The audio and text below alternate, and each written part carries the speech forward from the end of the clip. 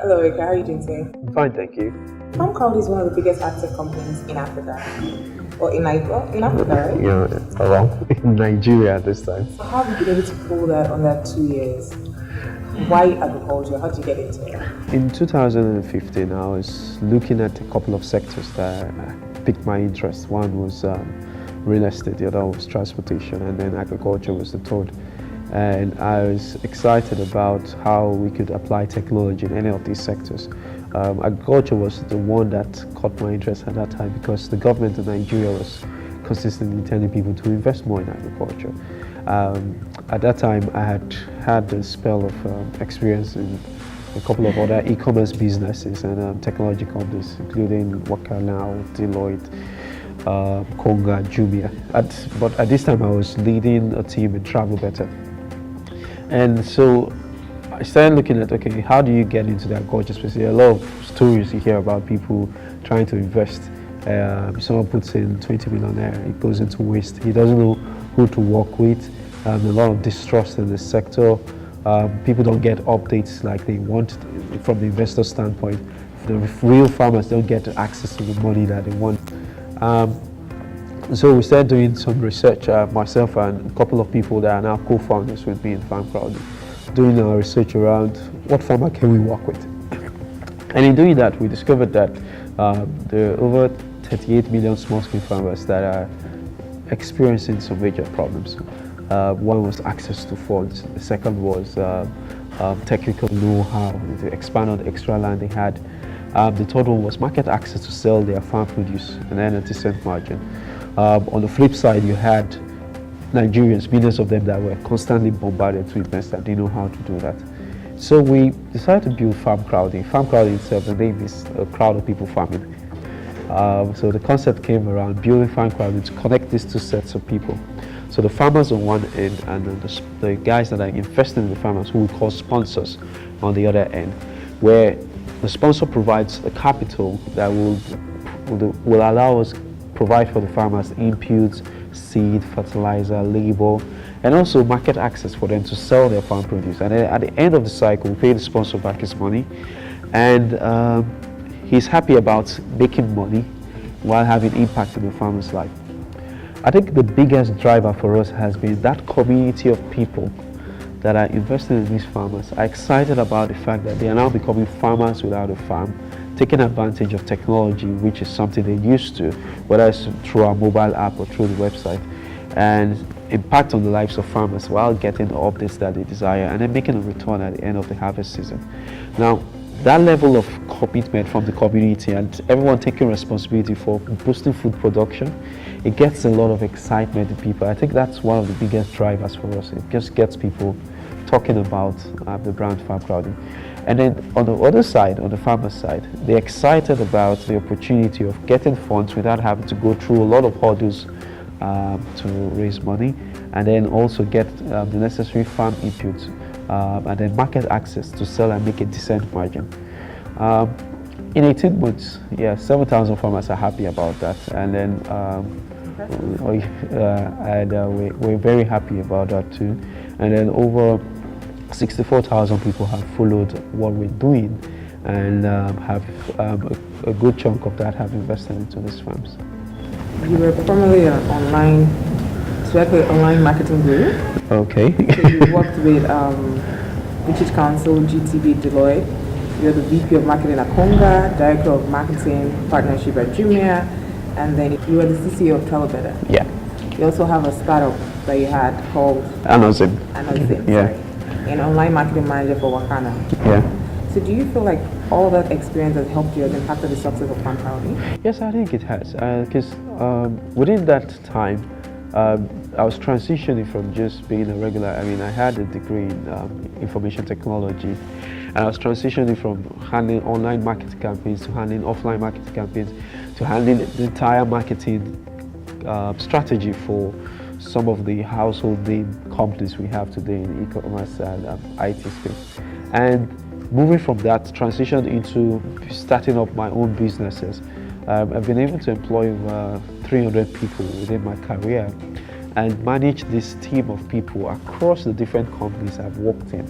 I think all of that has translated into the person that it has built me to becoming today. And so that has helped with the experience, also not just with consumer marketing, but in building businesses and in getting real value for what investors have looked as a promise and invested in you for to get results from. That has helped. But beyond that is one other lesson I learned was that you need a team. And so one of the things I made sure I did right this time around with Farmcrowdy was to get a team around me. So it's not just me focused on everything and then trying to be the alpha and omega of the whole project. So I have a team of people, and I have someone focused on finance, I have someone focused on operations.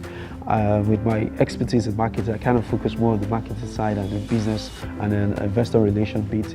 I have somebody focused on the tech side. And so with this team, I'm able to spread myself, and everybody's taking responsibility for their own bit, and we all contribute together. So I think more credit to the team than it is to me, but I know with the experience I've gathered over time, I think that has also helped us. So how did you get the first exact farm sponsor? Our first farm was a poultry farm. It was a 550-day-old chick poultry farm in Ibadan. And we started planning for about 9 months before that when we knew that we were going to do Farmcrowdy. And so we did all the homework and we were ready, and the site built the site, we went live with the site.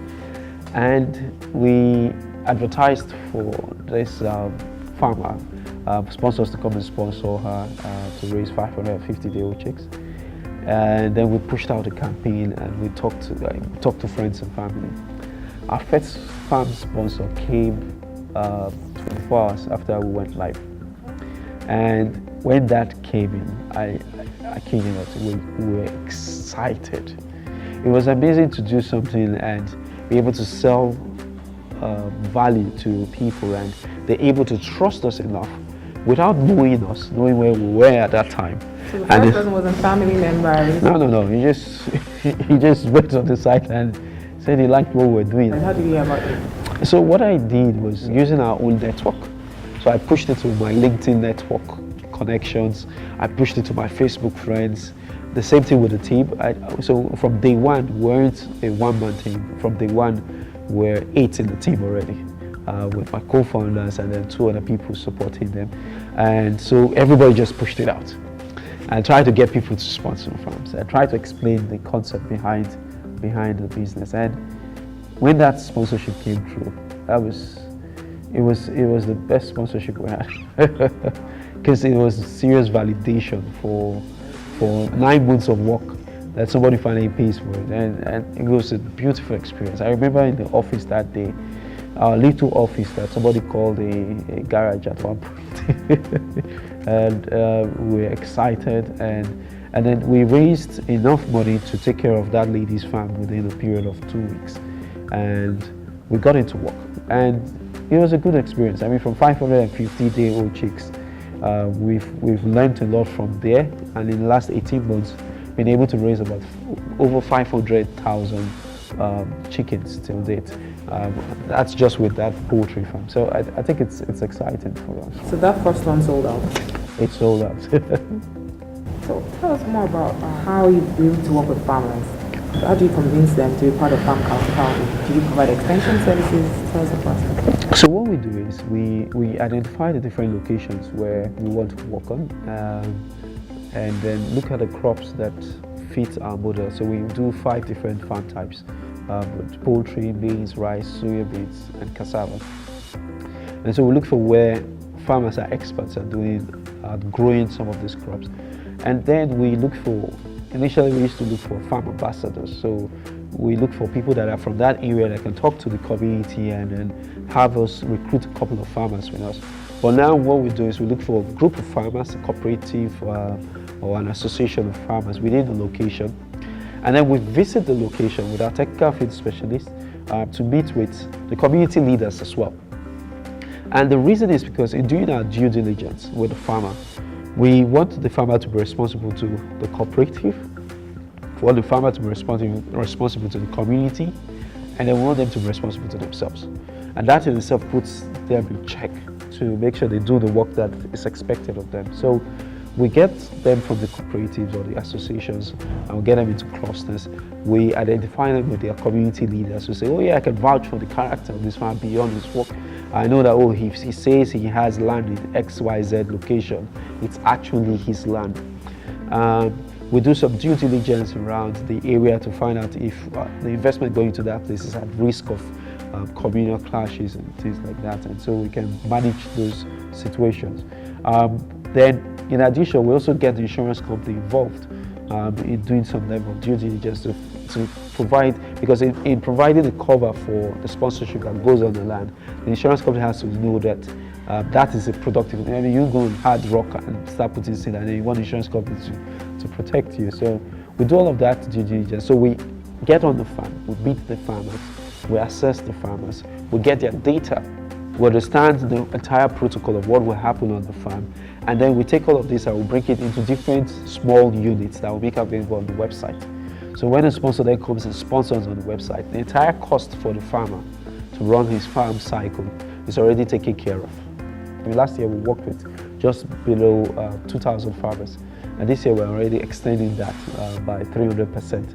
And a lot of this has come from referrals. So farmer A gets excited about what he's made, and he tells farmer B that this is how I'm doing it, and then he brings a lot of people on board. You have a farmer on Farmcrowdy that has a 10,000 bird poultry farm, but consistently has only been able to work with 2,000 birds per season, because that's all his capital taking. And so you see the farmers give us stories like all the resources I've been able to gather, because the major thing with poultry is around feeds and medications around the birds. It tells you all these resources I've been able to gather. I've only been able to take care of 2,000 birds based on my capacity. And what we see now, clear case point, is these farmers now get the sponsorship to expand from 2,000 birds to 5,000 birds. And in doing so, he increases his capital because he now has a larger pool of birds to work with. His margin goes up without extra cost to him. So the extra 3,000 birds come, and we have someone in Ogun State, a farmer in Ogun State recently, that gave an interview around this recently to the international media and said, show them the size of his pen and show them what he could do and show them what he's now doing with Farmcrowdy. And so that in itself just shows how much impact we have in the lives of the farmer. We help them scale, we provide them the technical know-how to scale, and then we provide them the market to sell what they've scaled up with. So take me through this. If I wanted to be a farm sponsor, what's the process? How do I go about it? Okay, to be a farm sponsor, you just need to go to the website. It's www.farmcrowdy.com. You can also download the mobile app. We've had over 64,000 people do that in the last 7 months since the app has been live. And these are people that are just excited about the opportunity of now getting, it's like Farmville in real life, if you play the Farmville game. So now you're able to now become a farmer using your mobile phone. So you have a farm in your pocket with the mobile app. So now you can just go on the website or go on, get the mobile app, download it, and then decide across 5 different farm types, depending on what's available per time. Depending if it's the farm is open, you can decide how many units you want to sponsor. Just e-commerce style, like you go on maybe an Amazon website and you're trying to buy something, and you decide how many units you want. You look at the description, and then you just pay with your card. It's that easy. Now what you do is, when you pay with your card, you then get a dashboard that shows you all the farms you've sponsored, how much you've sponsored. It gives you all the updates you need to get. It tells you if you can do referrals and get points, and your points convert into farms eventually in the future if you do those referrals. It gives you all the highlights about what you need to know around Farmcrowdy, and you have your dashboard that does that for you. Beyond that, you'll be getting regular updates on a monthly basis, so in forms of pictures, videos, text, updates about what's happening on the farm, with the opportunity to also have a farm visit where you can meet your farmer. So this is all the sponsor gets. And then at the end of the farming cycle, you get a sponsorship back plus a return after harvest, as promised when you were putting your money in through the platform. So for instance, if you're doing a poultry farm at 96,000 naira, and say you sponsor 1 unit and sponsor 10 units, At the end of the cycle, you get a 96,000 naira back, and poultry currently sits around 11%. 11% of 96,000 naira is paid in addition to the 96,000 naira to you. The good part is, while you're making that money, the farmer somewhere is expanding his capacity and producing more food for us to eat. So that's how you get on Farmcrowdy. The second entry point is, and this is out there for everyone, if you don't want to sponsor immediately, you can actually follow a farm. And in following a farm, being a farm follower is that you do not necessarily have to use your card and pay. You just come on the platform and decide across the different farms, which farm do you want to follow. And in following that farm, you also get the same pictures, videos, and text. So it helps you make an informed decision in the future about investing in agriculture, either through Farmcrowdy or whatever you want to do on your own. So those are the two entry points. And every time you do that, either you sponsor a farm, anytime you sponsor a farm, you get an account representative that is able to guide you through your process as you may find any difficulties. Can you be a farm team from an international company? Can you be from America, UK, or just Nigerians? When we started out, we wanted Nigerians to take responsibility for sponsoring Nigerian farms, so we grow Nigerian food for Nigerians to eat. But now we've started opening up our channels to allow Nigerians outside Nigeria to sponsor Nigerian farms. We've gotten maybe in total, maybe about 2-3% of our total sponsorship have been from people outside Nigeria that are non-Nigerian sponsor farms. So you can do that from outside the country. But a majority of the sponsorship have been Nigerians taking responsibility for the sponsorship themselves. You say you have 16,000 acres of land? Yeah, we're 19 months now. So how have you been to achieve this? It's been the community pushing the platform. So because we're not just like a bank that just has money that it takes and invests in farmers, we're getting the monies from Nigerians that are taking responsibility for food production. In that sense, Nigerians are becoming proud to become farmers through Farmcrowdy. And you see people go on their social media handles and say, I'm now a proud farmer because I farm on Farmcrowdy. And in that sense, the ability to give people the chance to now get involved in the agriculture space makes it exciting for them to talk about their experience. And in talking about their experience, those testimonials continue to open up doors. We have a goodwill with them. There's a lot of, also with the farmers, they're excited about the opportunity they have with us, to work with us with avoiding those hurdles, that the barriers to money, the know-how, the market access. And so it's pretty much an ecosystem that is pushing itself. And I think that's why the numbers speak as much as it's speaking. But beyond this is a team of 34 young Nigerians between the average age of 25 and 34 that are constantly on a daily basis looking at how they can empower small-scale farmers across the country. And so that in itself shows you how much the youth in Nigeria are taking this seriously, and it speaks to why the team is excited about the results we have, and we're just pushing for more. Recently, we were able to generate sponsorship for over 200,000 birds to be reared. If we look at the total consumption of chicken in Nigeria, poultry birds, it sits around 3.3 billion per day. So that in itself tells you Farmcrowdy has generated 7% of the total consumption of birds consumed on a daily basis within 24 hours sponsorship on the platform. So that speaks to how much the team is doing a lot, and then also our sponsors and our followers are believing in us and having an impact on the farmers. A lot of people tend to shy away from poultry because it's high risk. Yeah. But why poultry for you, especially when you're dealing with other people's money? When we first started, we started small. And in starting small, we're able to learn.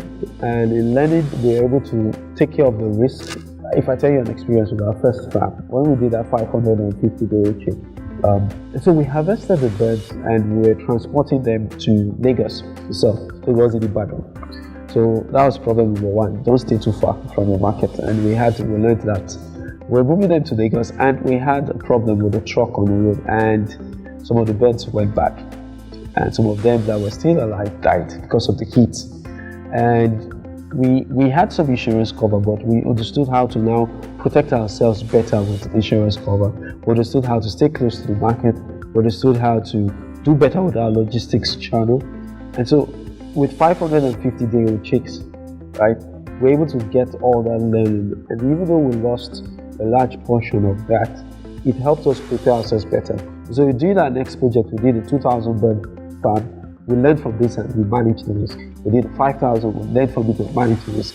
Today we've done 518,000 with mortality rate still below 4%. So that speaks to how much we've learned over time with the team working on this. It cuts across not just poultry, it goes into cassava, it goes into maize, it goes into rice, it goes into soya, and all the things we've learned across the different locations we have. Yeah. So do you think with the farm sponsors, there's like an emotional attachment where they feel like I'm helping a farmer in Kaduna and I feel... Yes, see farm sponsors come on Farmcrowdy and say, oh wow, you're now in my city. And my father has a farm in that location. Can you please, even if you're not working with him, can you just see him? And we've had that scenario. And then when it's time to now sponsor a farm in that particular location, the sponsor is doing more than he would have done because he knows it's affecting his own community. And so there's the emotional side of it, and it's fantastic because beyond making a return, you're having an impact, and not just on some random person, it's someone you can relate with. And so I think that has helped build the retention we also get with our sponsors. So we get sponsors do 3, 4, 5 times repeat sponsorships. Herdsmen crisis. Yeah. The one that happened in Benue and just in the past, have they affected any of the farmers? Unfortunately,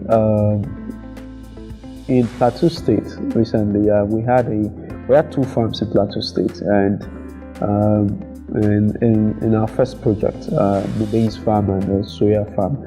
But this year we do not have those projects running.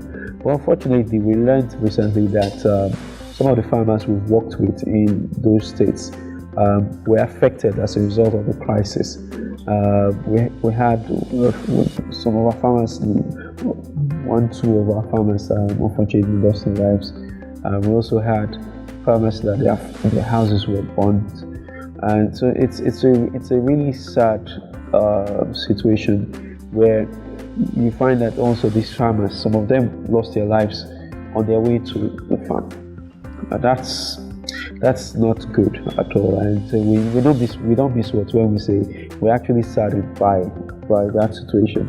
We kind of saw a bit around this with our risk analysis of the area, and that is why in working with them last year, we didn't necessarily take sponsorships to those locations this year and move to safer zones. But this is not to say that it is still a problem. I mean, if a farmer can't go to their farm and do the work that they know how to do, if a farmer has expanded his operations as a result of our work, and now in the new year he's happy to work with us, but unfortunately we've assessed the situation and we've deemed it a risky place to work in. It affects the communities where these crises happen. So we're hoping that a solution is found quickly. So that's it.